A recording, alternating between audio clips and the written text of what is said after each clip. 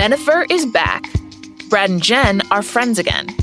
And Paris Hilton is somehow still making headlines. Sound familiar? In the early 2000s, gossip publications were everywhere, powered by tipsters, paparazzi, and publicists. They gave us a window into the lives of the rich and famous, and in the process, helped form a generation's ideas about sex, beauty, race, and power. On this series, I'm going to tell you the story of a decade of American life through the trash we love to consume. From Spotify and the Ringer Podcast Network, I'm Claire Malone, and this is Just Like Us, the tabloids that changed America. This series premieres on February 14th on the Ringer Dish feed. Listen on Spotify or wherever you get your podcasts. This episode is brought to you by Anytime Fitness. We may talk a whole lot about sports, but when it comes to keeping fit ourselves, there's definitely room for improvement. I hit this point early July. I was just like, I am not in good enough shape. I started trying to walk at least 15,000 steps a day or hiking or just anything to keep my legs moving. Now it's the end of 2023. I feel great. I had a physical 3 weeks ago and the guy was like, you're doing great. You're doing better than you were 3 years ago. I felt great. Whatever your goals are, progress is possible thanks to Anytime Fitness. Get a personalized plan and support from an expert coach anytime, anywhere. Visit anytimefitness.com to try Anytime Fitness for free. Start to train for your life. Terms, conditions, and restrictions apply. See website for details. This episode is brought to you by Read, Write, Own, Building the Next Era of the Internet, a new book from entrepreneur and startup investor Chris Dixon. If you're listening to this podcast, you know what it's like to be part of a community of fans. You value the people who play, perform, and create for everyone. Well, what if there are more ways to support them, more ways to be a fan? And what if you had even more ways to connect with the teams, artists, and other creators that you love? Even though creators make the internet valuable, how much value do they get for their work? Well, that's mostly up to a few big tech companies. Shouldn't creators get more from the platforms they make successful? More value, but also more say, more control, more ownership? Read, Write, Own explores an alternative future for the internet, one that reclaims control for creators, fans, listeners, and gamers, the people who not only use the internet, but make it useful. Read, Write, Own imagines an internet built by us for us. So order your copy of the book today or learn more at readwriteown.com. I need support staff to clear the room. Stand up and walk now. Hello and welcome to The Watch. My name is Chris Ryan. I am an editor at theringer.com, and joining me on the other line, you can find him in the club, hanging from the ceiling, watching his entire life flash before his eyes. It's Andy Greenwald! What a night. What a moment for us old guys, huh? Yeah. Finally. Shout out to Inglewood, man, for putting on quite a show today on The Watch podcast. Andy and I are just going to kind of take a step back and just take a survey of what's going on in culture as shot through the prism of the Super Bowl, which in a lot of ways is under our purview because it's probably the biggest TV night of the year in terms of of viewers. I also do want to just chat a little bit about some other shows that were on Sunday night. I know that we have some Gemstone stuff coming. So for people who are wondering when are we going to talk about Gemstones, we do have some Gemstone stuff coming. But I just want to say the Sunday night HBO thing right now, couldn't be happier with Euphoria and Gemstones. And Euphoria is a show that I was a little bit skeptical about in season 1, but is really just completely out of control. You never know what you're going to get with it on every night. And last night's episode, where I guess they put it up earlier in the weekend because of the Super Bowl, was just outstanding. So we'll chat more about that down the line. But it's got it's really kind of giving it all up for any logic is out the window so that they can extract the most cinematic virtue out of every shot. So I feel like now people just do things because it's a cool shot, but that's actually I'm completely okay with it. I think we should crowdsource who you should bring on as your Euphoria buddy. That's you a know great what I mean? question. Who, I think I'm going to vote for a TikToker. You know what I mean? I just feel like we need to spice this thing up generationally. Oh, see, the thing is I think secretly Euphoria is made for older people, though. 100%. I'm just saying, I'm saying if I'm going to get poochied, shout out to the classic Simpsons. You're never going to get poochied. You're just going to have to endure 30 seconds of me saying how good that show is. Andy, how are you doing, man? How was your Super Bowl Sunday? Well, I mean, first of all, I love a 90-degree day in February. There's no joke to that. I love it. Love hot summer, winter weather here in Los Angeles. I don't know if the Cincinnati Bengals liked it. I don't think that the weather had anything to do with what happened out there. I don't. There was a weather system called Aaron Donald that was moving through the Eastern Front, and he couldn't stop it. I think that's fair. I had a good day. You know, I did. I still harbor these. I guess they're fantasies that my children, that my daughters will be like, Papa, what's an audible?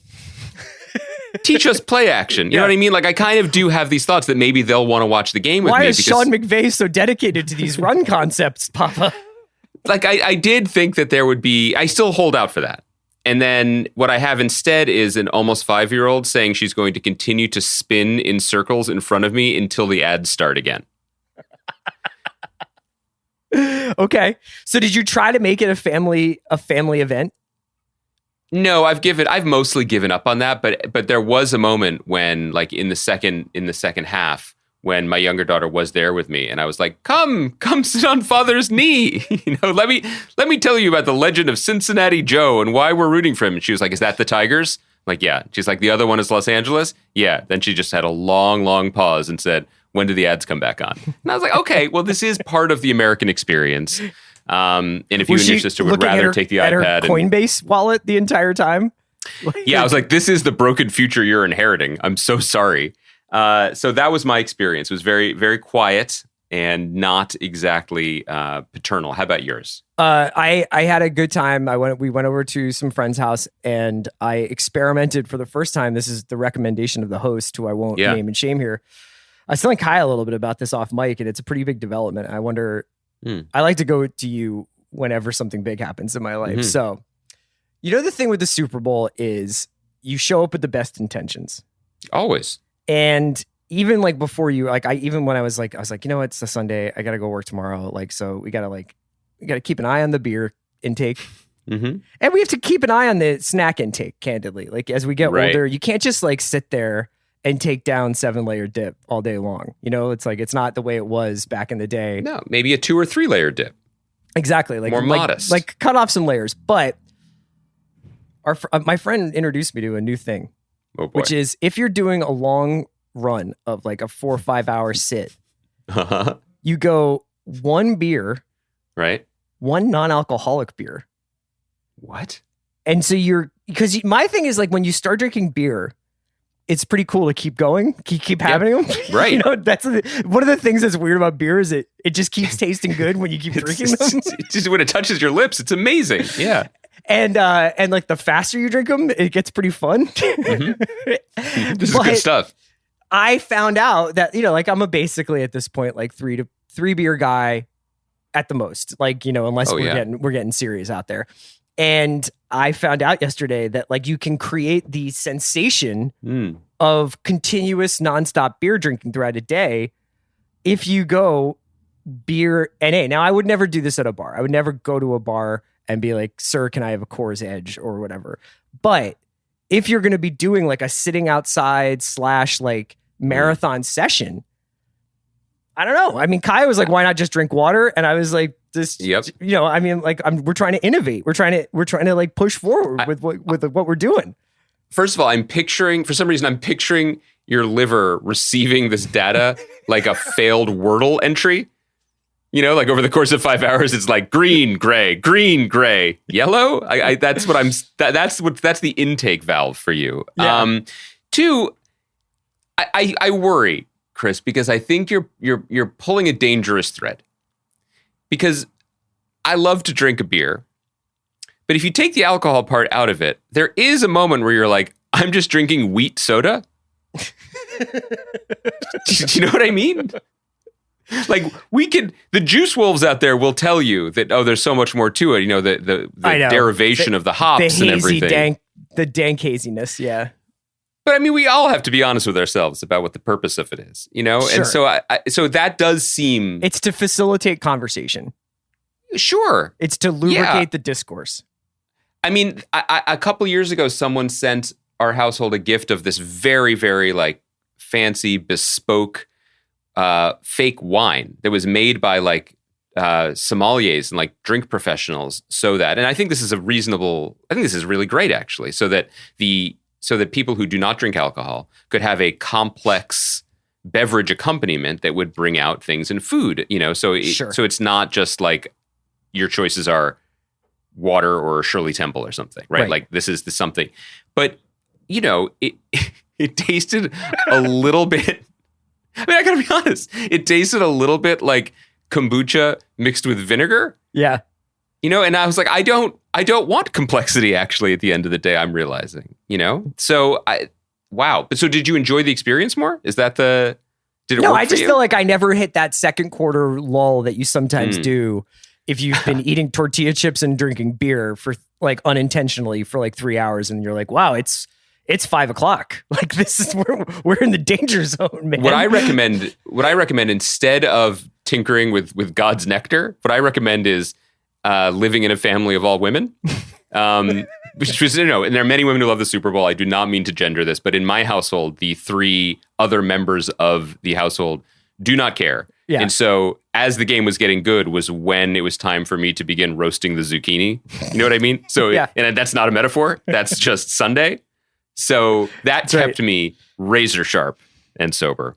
That said, I did feel super drunk watching this game because I don't understand anything anymore, and I can't wait to talk to you about it. Like okay, I was so there's dazzled. so many things we could talk about. Like we could talk. Why don't we start with something that we both loved, and made us very emotional, which was, of course, the Doctor Strange trailer. No, it was the Doctor Strange trailer, but it was the halftime show. A lot of people obviously have already commented on the fact that like, holy shit, like I am the target demo now. Like as my father or my uncles were used to be like, that's Bruce Springsteen. This is a great moment for me watching this guy play the halftime show. Like we have now aged into the demo of being placated and having our nostalgia strings pulled on. Go ahead. But I have particular beef with your Ringer colleague Roger, who tweeted something about this, which, by the way, this is very on brand for me. I only see on Instagram now. So thanks for tweeting. Thanks for Instagramming your tweets, America, so I can still see them.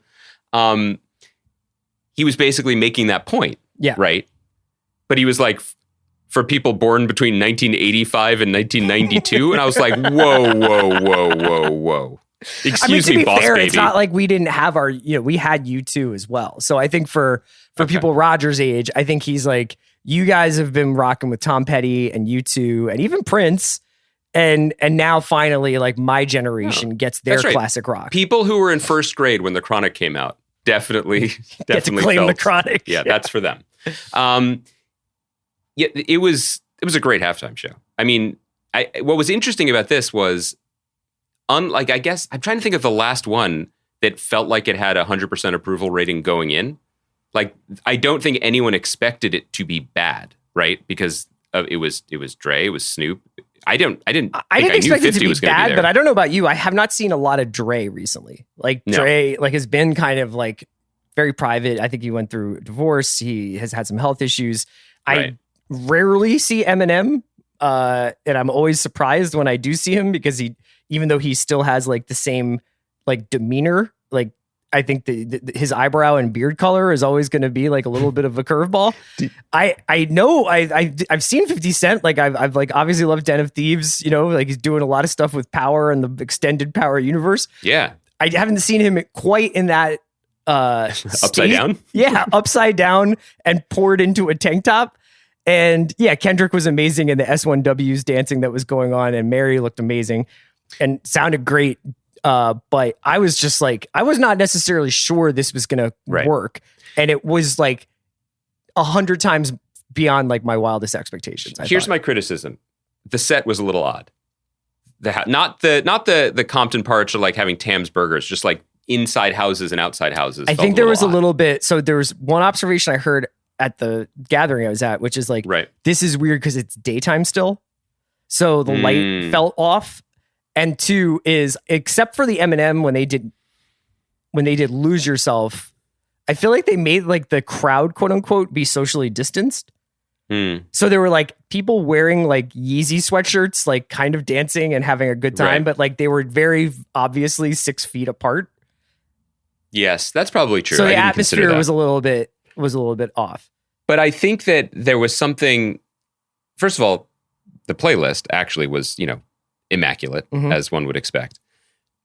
There was something so celebratory about it. And I think because as performers, I think they understood, and this is a tricky road to go down because sometimes this could lead to self-importance or grandiosity. But I think that the performers understood the magnitude of the moment after all of these years of hip hop being absolutely denied a place at the table, let alone its rightful place at the head of the cultural table in conversation, so that a rapper could be on the margins of a halftime performance, but could never host. All these performers seem to understand that and relish in it, and certainly not feel any pressure because of how overdue it was. Just know that they have an incredible catalog. They had the entire stadium had their back, and it was really joyous and positive. And then to take it one step further, it's not just that these were, yes, the songs of Roger's elementary school years, but also, other formative years for us. I don't know if anyone else's mind went to this place, but in watching it, I was really thinking about all of the hip hop icons of our youth who did not survive, who didn't just die in the moment, like Biggie or Tupac at their peak, but more recently, like Phife from Tribe Called Quest or DMX, people who had health struggles or addiction issues, and just their lives were not as long as they ought to have been, And so all of the people in the show, they were survivors and they did it, They did it. And I kind of got very emotional thinking about that, even if there's not necessarily a direct line from whether it's Phife or younger people like Drakeo, who's an LA rapper who just died impossibly young. You know what I mean? That was in my mind while watching it, and it affected my enjoyment of it.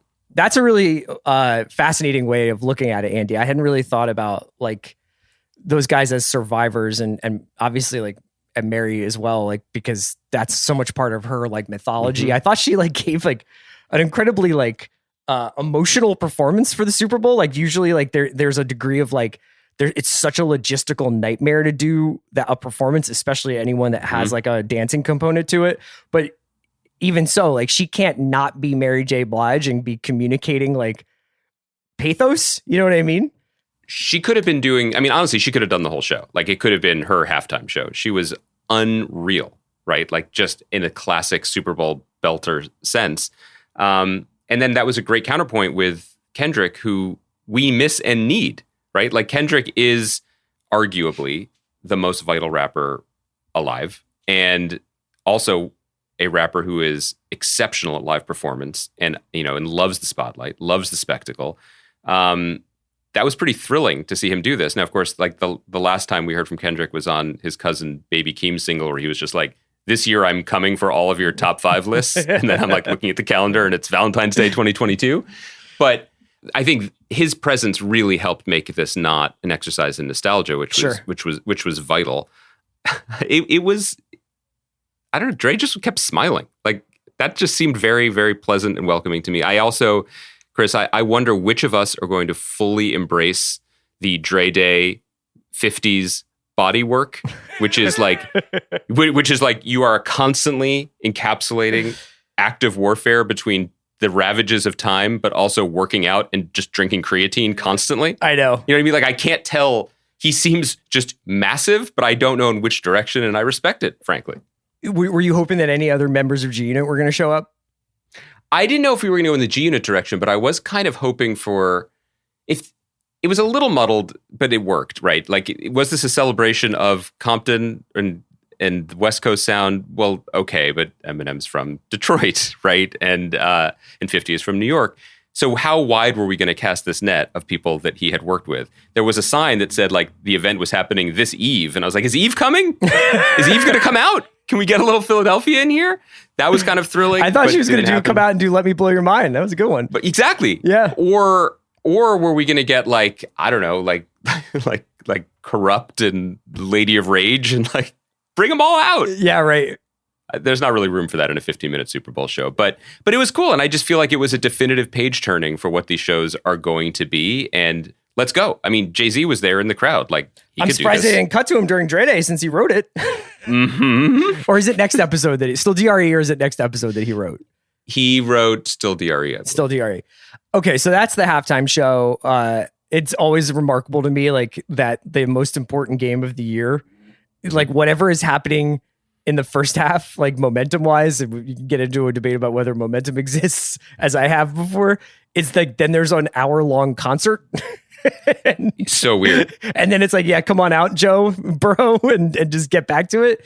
But yeah, so that was that. And obviously the Super Bowl is also like this showcase, both for ads and for trailers. So there's two trailers specifically that I want to dive deep on if we could. Mm-hmm. You want to do Strange, or you want to do Lord of the Rings first? You tell me. You drive this ship. Let's do Strange.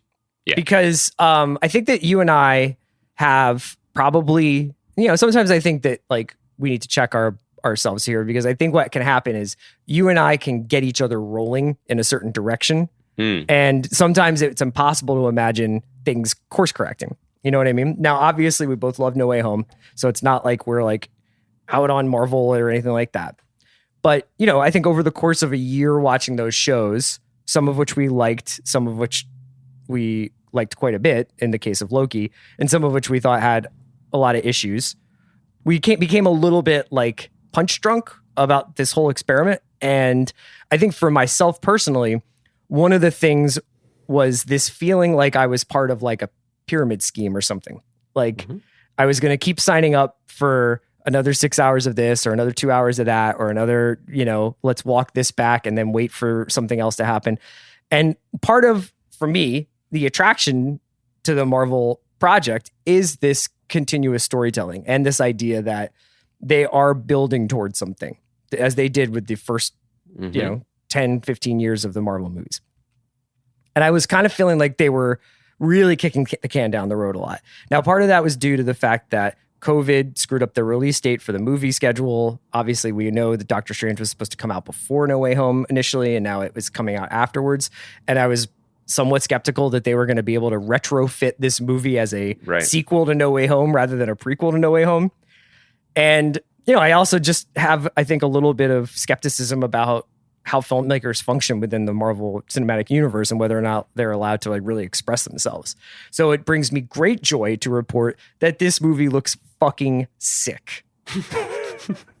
Yeah, you were all in. I loved it. I love the energy.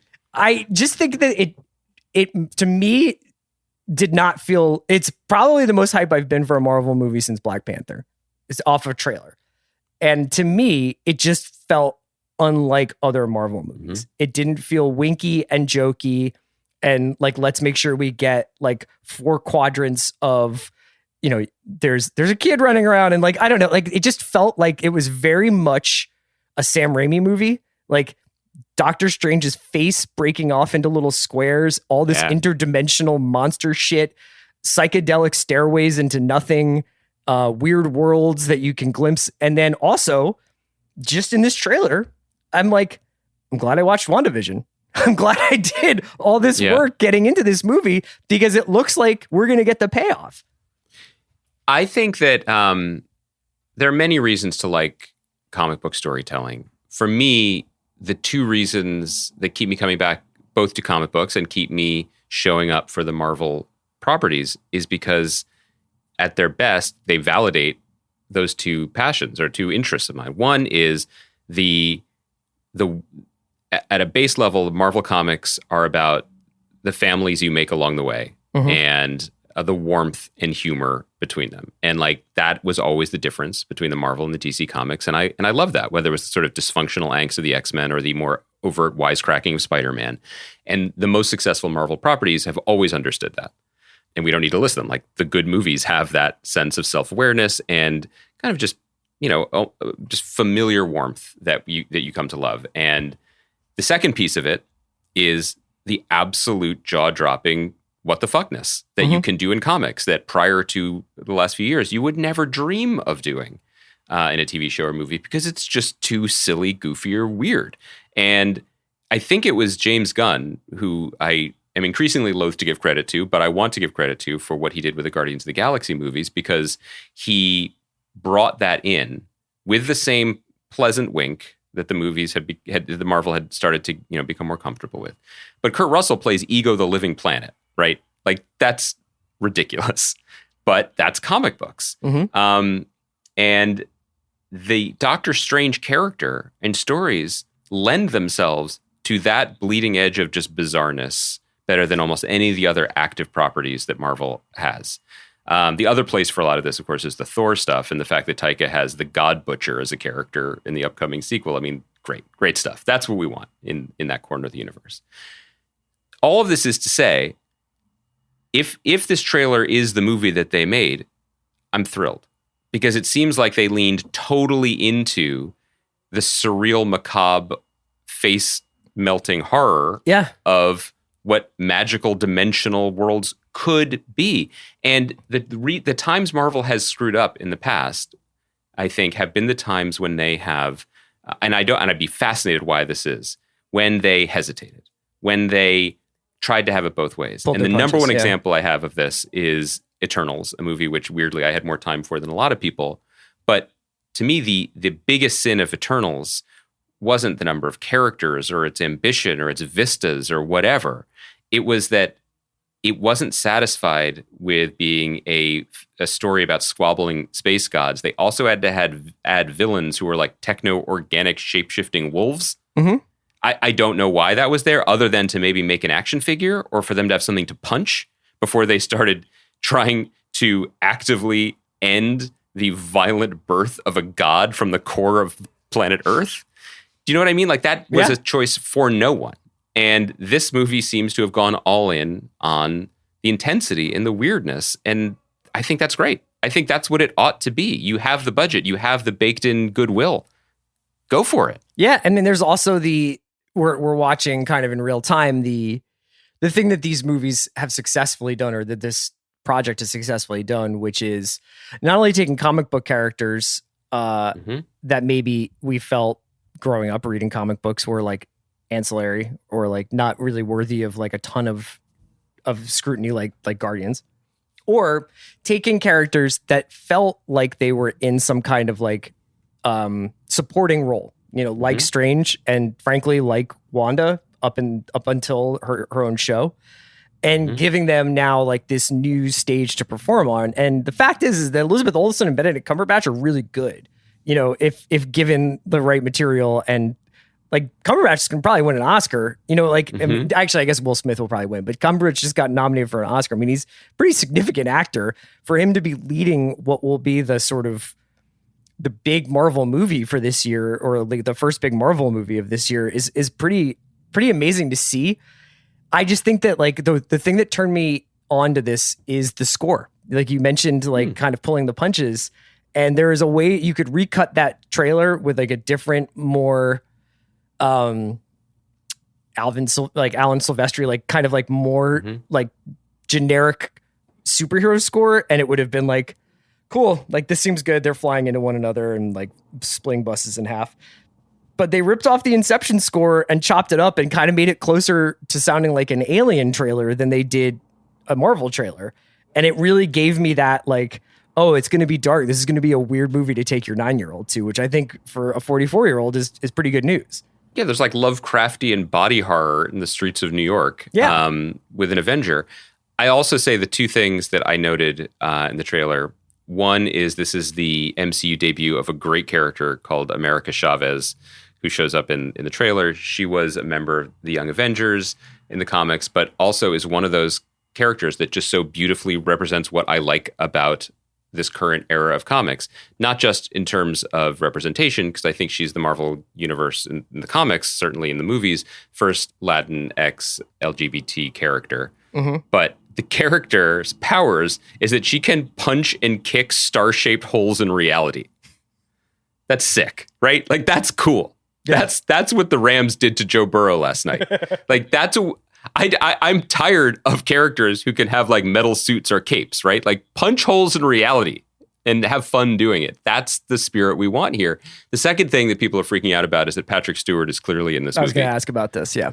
his voice is heard with some sort of after Strange is. He's at like some kind of tribunal or something. Apparently, yeah, hauled in front of a time tribunal or something. So is that the Mordo. Illuminati? If my internet research tells me correctly, it does appear to be. That appears to be where we're heading. And for people not in the know about this was a creation by the great comic writer Jonathan Hickman, who we've talked about on the pod before. For people who are interested in getting Marvel Unlimited subscriptions or interested in this kind of like absolutely gobsmackingly huge storytelling that Marvel has attempted in the last few years, it's pretty much what Hickman has done in the last few years. Uh-huh. This stemmed from his literally universe ending and rebuilding run on Avengers. He created a concept called the Illuminati, which is basically that the Marvel universe is being secretly, if not run, but certainly managed by a secret cabal of the most powerful characters, which include Professor Xavier from the X-Men, who Patrick Stewart famously plays. Other members of it are Reed Richards, who you are still looking for. You're running back that episode of WandaVision like the Zapruder film, trying to find evidence of him in it. Let's just get Krasinski. Come on, man. Like, what are we doing? He is a member of the Illuminati. The Submariner is a member of the Illuminati. I believe that character has been cast for I forget which movie he was going to show up in. Anyway, my guess is this will be a other dimensional version. I think there are some wild rumors if you dig around a little bit online about who is going to be in this movie. And I don't know whether they would, if it's anything like what the sort of my friend who knows somebody says that this person was on set. If it's like that, it's going to be a real all-in moment for Marvel, because it's going to take some of the ideas of the multiverse that they've been playing around with in No Way Home and kind of being like, it's all on the table, and it might feel cheap or it might feel like the coolest thing you've ever seen. I really don't know how it's going to play out. I feel like this is one of those things that in hindsight looks genius, but in the moment was probably a lot messier. But that Marvel pivoted to the multiverse at the same moment that Disney absorbed Fox, which allowed everyone, it appears it's going to allow everyone to have everything both ways. In that, yes, we're going to see all of our favorite pre-merger X-Men actors back, but no, that doesn't lock us into keeping them. Patrick Stewart can play Professor X in this. We'll introduce a new one soon. It doesn't matter, but it matters. And I think I almost come back, run this tape back, Kaya, in 6 months when I'm super burnt out on Hugh Jackman winking in every other Marvel movie. But for now, that seems fun. It was fun. And it was, maybe this is as good a segue as any, although I think it's probably relevant to the Lord of the Rings show as well. It was one of the many signs last night of a massively shifting culture that I did not feel the preponderance of tent poles, right? Like there was a Jurassic Park ad. There was Lord of the Rings. But as recently as a few years ago, right, there were like 6 to 7 major theatrical releases debuting their first looks at the Super Bowl, along with commercials for things that I understood, like Cars and tortilla chips. Like, I got it. I wasn't in the multiverse of madness yet, like I am now. Do you want to get it off your chest? Do you want to get No. We should cover the bigs. Okay. This episode is brought to you by Mint Mobile. New Year's resolutions are fun the first couple of weeks. Then you kind of maybe conveniently forget about them halfway through January. No shame. It happens to us all. But this year I have a foolproof plan, at least when it comes to saving money. Just switch to Mint Mobile and you're done. Goal accomplished, because for a limited time, their wireless plans are $15 a month when you buy a 3-month plan. The great thing about Mint Mobile is there's no jaw-dropping monthly bills or unexpected overages, and all plans come with unlimited talk and text. Get this new customer offer today at mintmobile.com/watch. Additional taxes, fees, and restrictions apply. See Mint Mobile for details. This episode is brought to you by State Farm. You might say all kinds of stuff when things go wrong, but these are the words you really need to remember. Like a good neighbor, State Farm is there. They've got options to fit your unique insurance needs, meaning you can talk to your agent to choose the coverage you need. Have coverage options to protect the things you value most. File a claim right on the State Farm mobile app and even reach a real person when you need to talk to someone. Like a good neighbor, State Farm is there. I've got kids, and that means it's always about them. But I need support too. That's where Ollie comes in. With their delightful, hard-working gummies, my partner and I can actually get a good night's sleep. So we'll both stand a chance of managing our stress responses. Even when the kids are doing parkour in the living room. Discover Ollie vitamins and supplements. These statements have not been evaluated by the Food and Drug Administration. This product is not intended to diagnose, treat, cure, or prevent any disease. This episode is brought to you by the new true crime docuseries American Nightmare, only on Netflix. In 2015, the Vallejo, California Police Department received a strange phone call about a kidnapping. But when the truth is stranger than fiction, you won't know who to trust or what is real. A fast-paced true crime thriller with cliffhangers at every turn. Watch American Nightmare now, only on Netflix.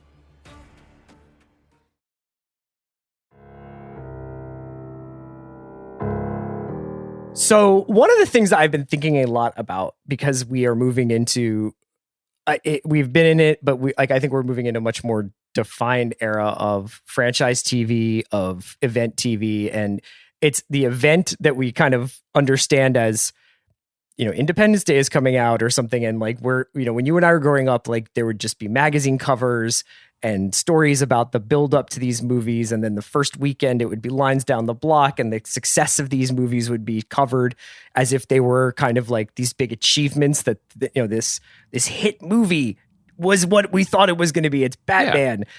Yeah. And, that's just for listeners' sake, this was the summer between Roger's third grade and fourth grade. That's right. I think. Yeah. And I think that we've experienced that in both, kind of micro ways with the end of, say, Breaking Bad or something like that, but also in macro ways or large scale ways with Game of Thrones. And especially once Game of Thrones became the biggest thing on television, and, conventions and the anticipation for these episodes and after shows and everything like that became an event.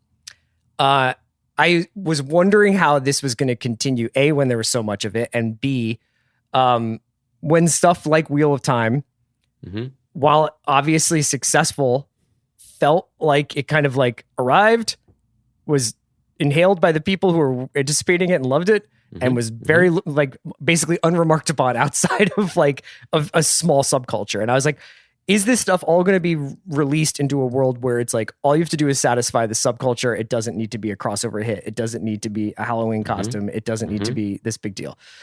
So and I was especially thinking about this with Lord of the Rings, Rings of Power, a.k.a. Elf on the Motherfucking Shelf, because there are a lot of elves in this show. I was wondering about this because A, they dropped the bag for this. B, this feels like an old school rollout. So they had a teaser, I think, a little while back, or maybe it was just like the title reveal. Then there was like a 25 character posters were like dropped on social media. And then finally, they've started doing pieces like there was Vanity Fair. There's been some, obviously, like a ramp up of promotion for it. And then we get the Super Bowl trailer. And so I'm curious whether or not you feel like this feels different than Witcher or Wheel of Time or whatever.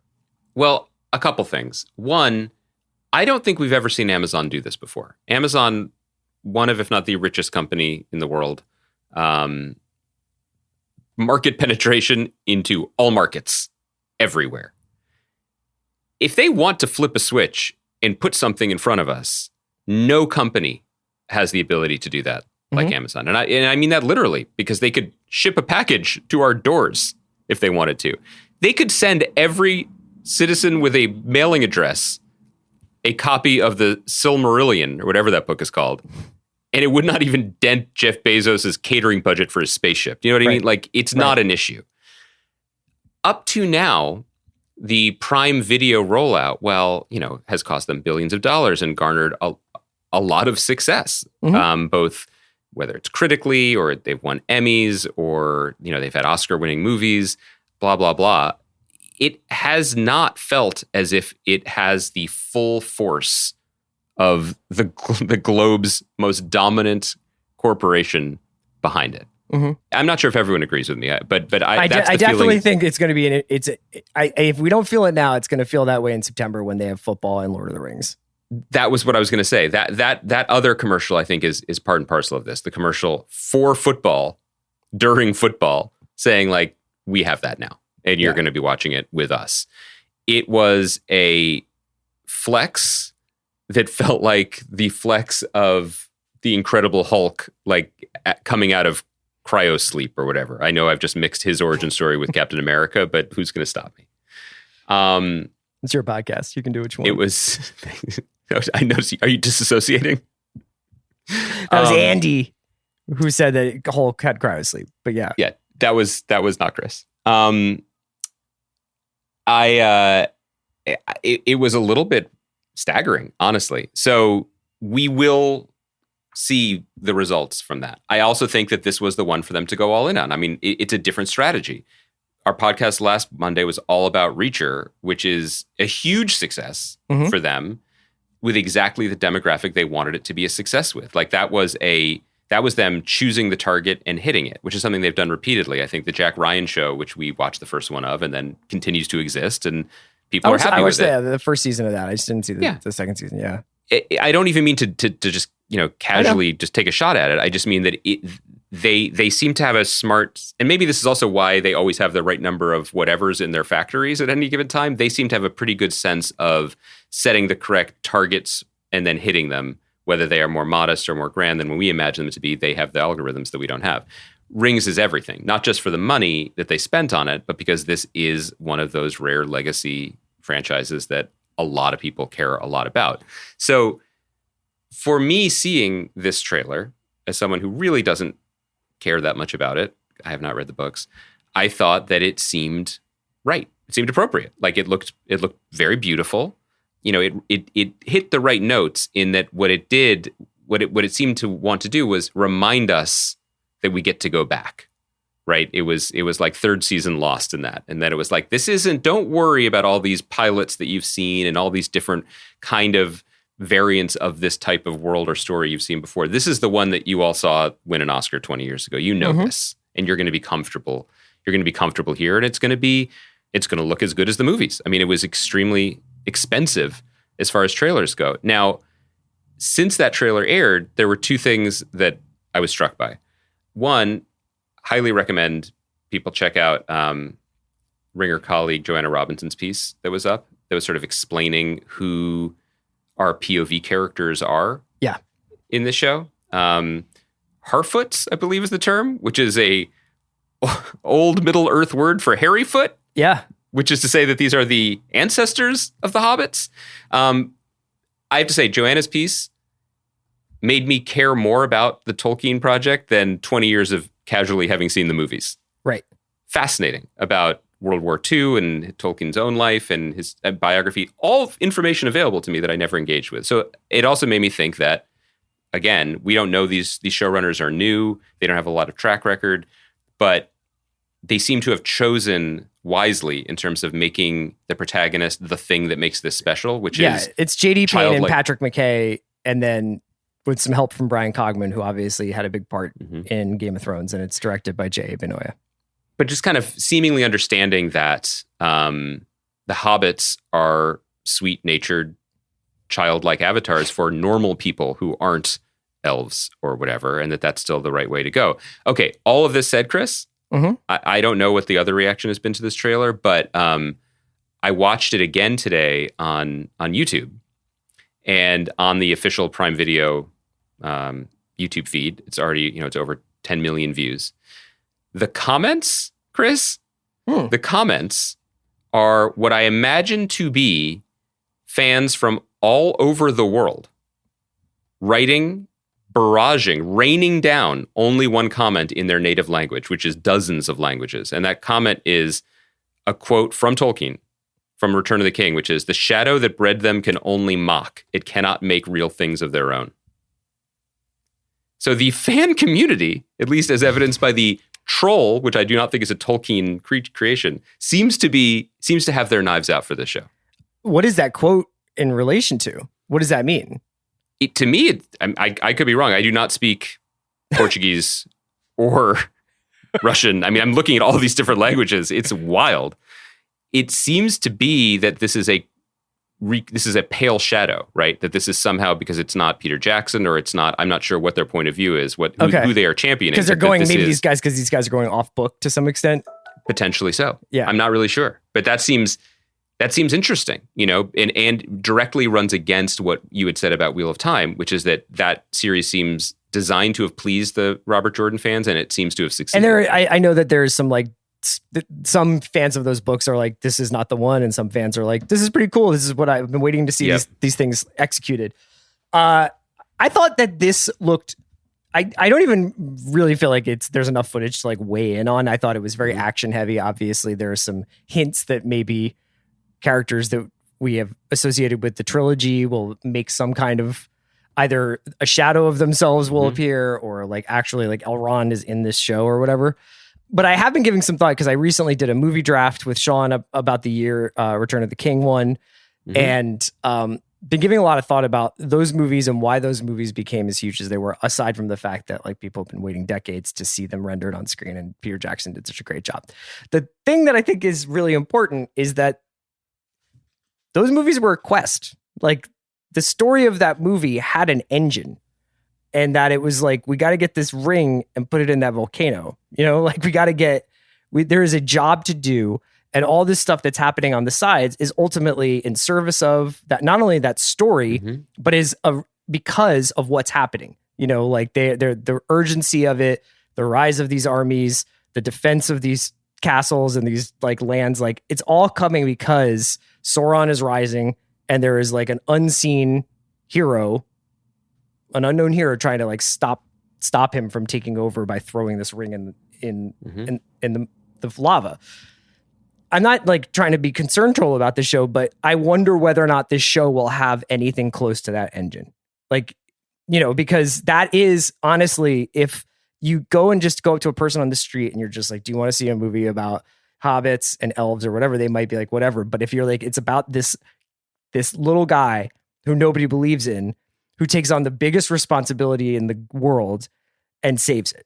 And he has to get this ring to this dark, evil place and throw this ring in the fire. Like, that's like understandable. Like, I'm like, does he do it? What happens along the way? So it's almost weirdly like, I guess it is TV brain versus movie brain. Movie brain would be, we got to give this guy a reason to do what he's doing.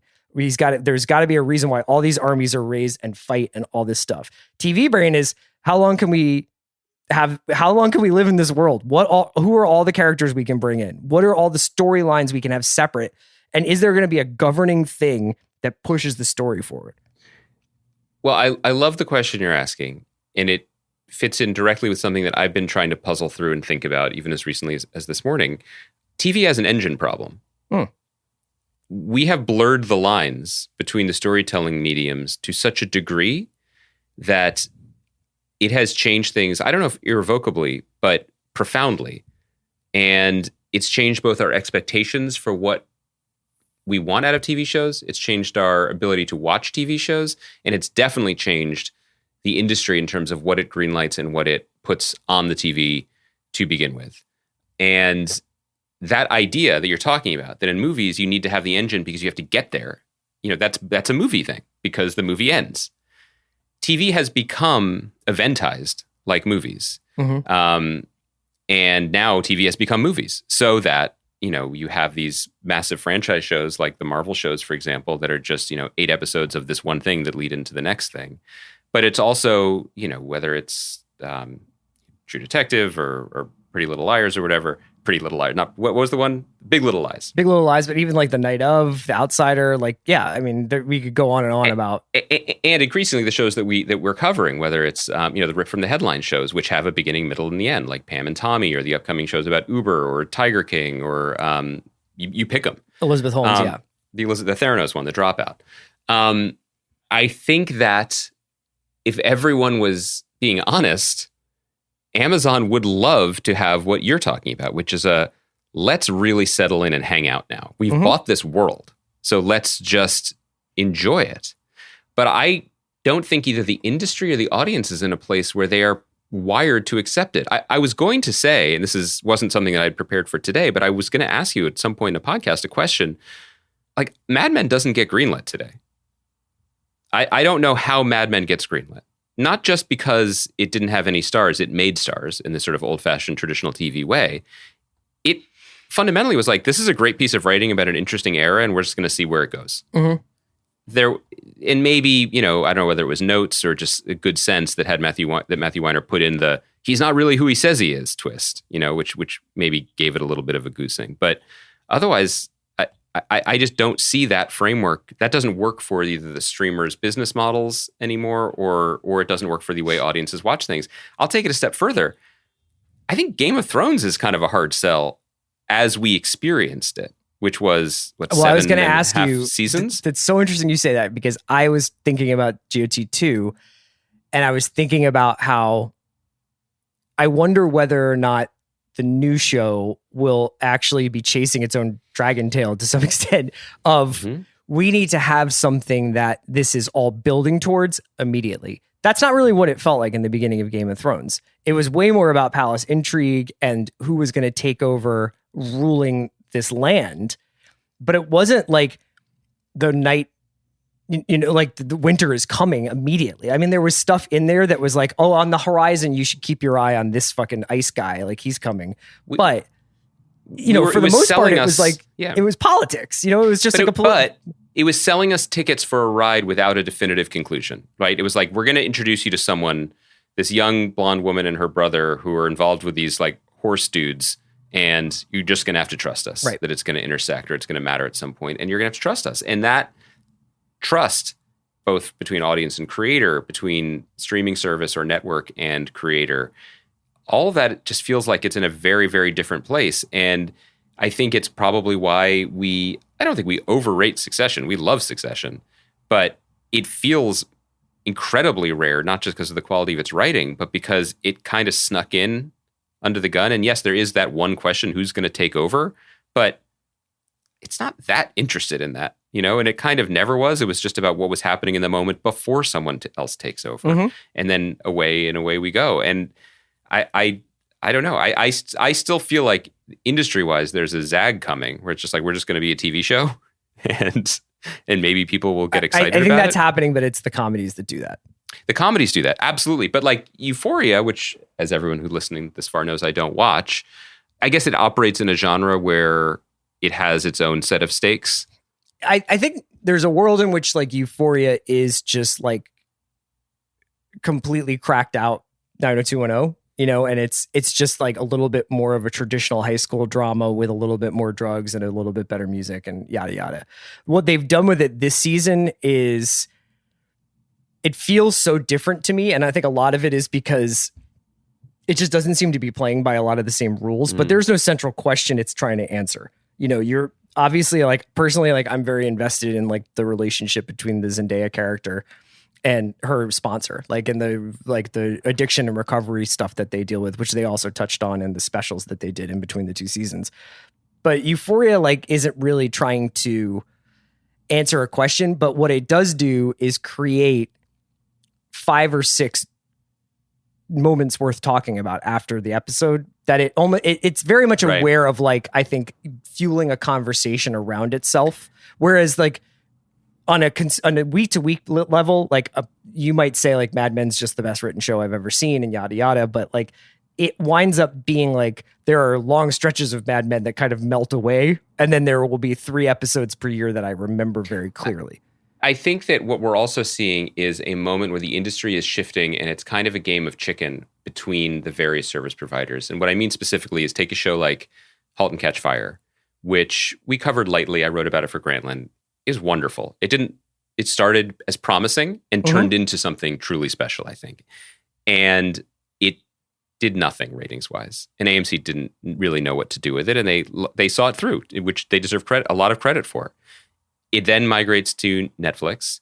And I don't think it's anecdotal. I think there's probably hard evidence to say that the show's fan base has exponentially increased. For sure. And its stature in the conversation and in the memories and as a reference has gone way, way, way up, which is wonderful for everybody involved and well-deserved. But what's interesting to me about it is that no one wants to make it. They just want to benefit from it. Meaning, for AMC to take a flyer on a show like that now with no stars and a slow burn and no promise of where you're going, I don't think that makes financial sense for them. I mean, that's why the AMC ad last night is we're going to end Better Call Saul and then please watch Interview with a Vampire and there's more Walking Dead coming. Netflix, as we know from all the conversations we've been having, from reading the industry tea leaves or seeing the state of something like Ozark, that's not their business model. Say, here, take a chance, you crazy kids, and make a show for a while. What they want is to scoop up the complete statement, right, and then say, everyone who ever wants to watch this thing that stuck the landing, feel free to watch it in 3 our times. museum. Yeah, right. We've right. got it, but we're not going to fund it. So we are at this weird moment, and maybe things are shifting. Maybe things will shift, where the old-fashioned networks that did this stuff, they don't want to do it anymore because it doesn't help them, especially if it's going to live somewhere else forever.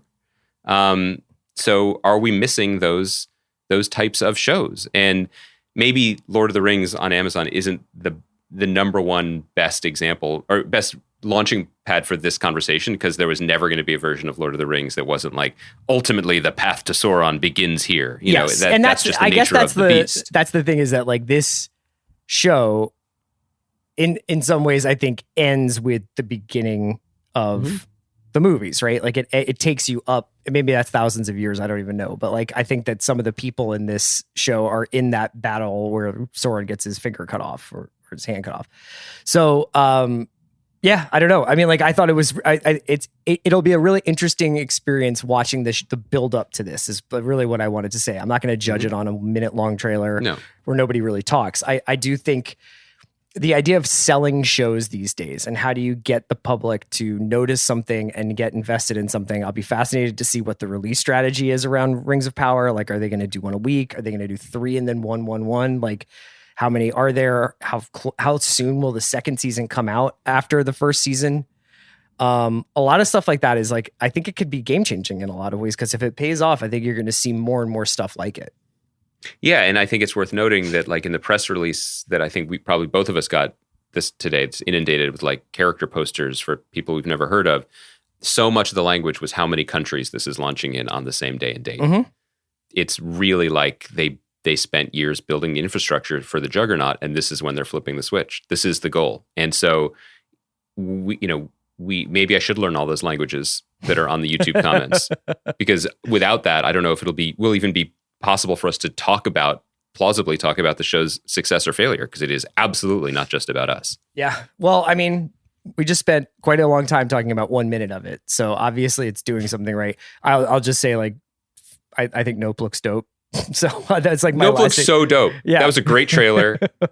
I mean, so it's Keke Palmer, Daniel Kaluuya, and Steven Yeun, like, doing anything.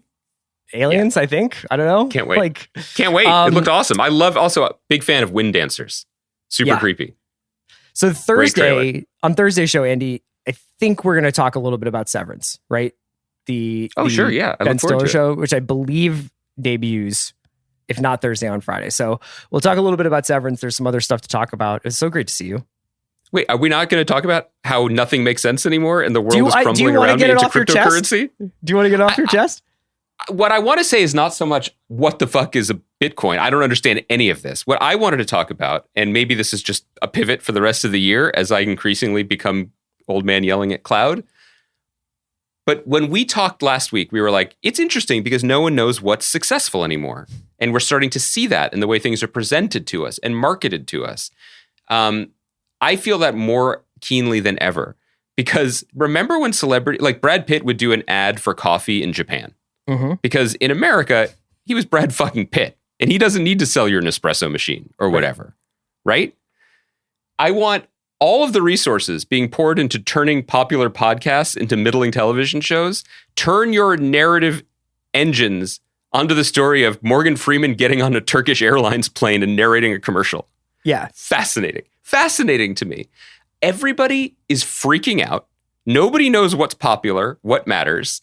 And the flop sweat is so evident that it's making me just uncomfortable about the state of the world. Do you think that this is like residual 90s selling out stuff for you or not? Like, no, I literally, like, there was the commercial last night where it's like, oh, okay, good job, Mattel. You bought a Super Bowl commercial for Barbie, a popular brand. Oh, Anna Kendrick is in it.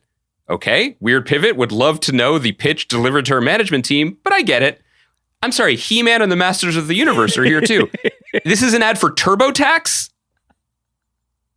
Like, the world is mescaline Mad Libs right now. I know. To a degree that I don't understand. Like there was another, maybe that wasn't, TurboTax was like someone turned into Jason Sudeikis for a second. Yeah. Did you see the Budweiser one that Chloe Zhao directed? Yes. Yeah. Where it's just like, this horse is dead. Nope. Yeah. It's up. It's good. The horse is up again. Chloe knows better than anyone. It's like, what's the stats on horses coming back from bad leg breaks? I mean, don't ask Michael Mann and David Milch. You know what I mean? Or the previous regime at HBO. They have no knowledge of it. Yeah. The reason the Larry David commercial was good, even though it was for something that is probably evil, I'm not sure, was that it was a funny commercial with Larry David. Yeah. Like that. Okay. I get that. But I just feel like, you know, we get on this podcast and we're like, nobody goes to the movies anymore. So does anybody like stuff? What are we going to talk about? And we're pretty chill about it. I feel like inside the boardrooms and like Madison Avenue and the advertising agencies, it is full on like end times. Like the alarm is going and people are screaming and like, what are we doing? Here's the thing. What is this for? When Damon does a crypto commercial, Yeah. I just imagine that call to his agent being like, we'd love for Matt to do, and not just like a one shot, like he has to deliver a monologue while walking through multiple sets. And they're like, we'd love for Matt Damon to be the face of this ad campaign we're going to do. It's going to be a pretty extensive commitment. You know, like it'll probably be like X amount of days. And here's all the stuff he's going to need to be doing. What do you think? And his guy is like, man, what's the fucking number I can give these people that would just like singe their eyebrows? And he's like, he gives them the number and they're like, absolutely. Like that is, I guess that has to be what happens, right? Well, McConaughey too. Like, well, he's been doing this though. I know, but it is, I don't know. I just remember a few years ago, remember a Super Bowl a couple of years ago.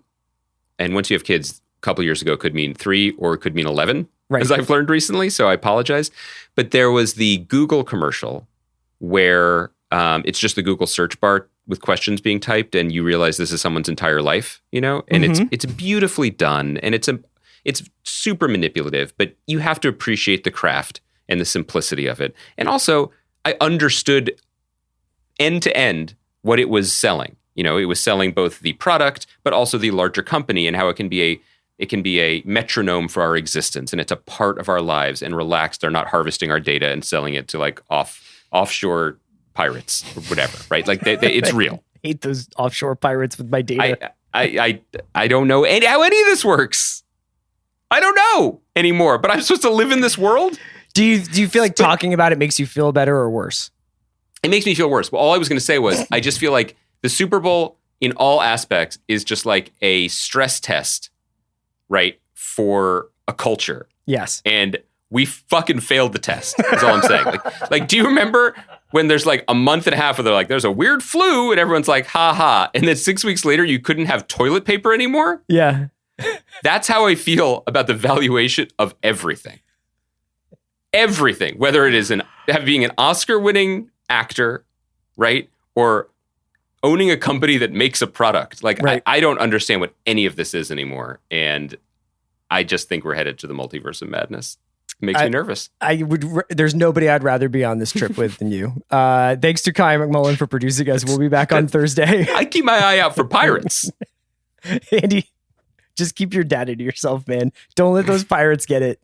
They're just going to sell it to crypto. Then the crypto guys, you don't know what they're going to do with it. But Chris, what is crypto? You're going to have Matt money? Damon juggling your social security number and your checking account number on a Super Bowl commercial. But it's money? You kind of end the show. I don't even know. Bye, guys.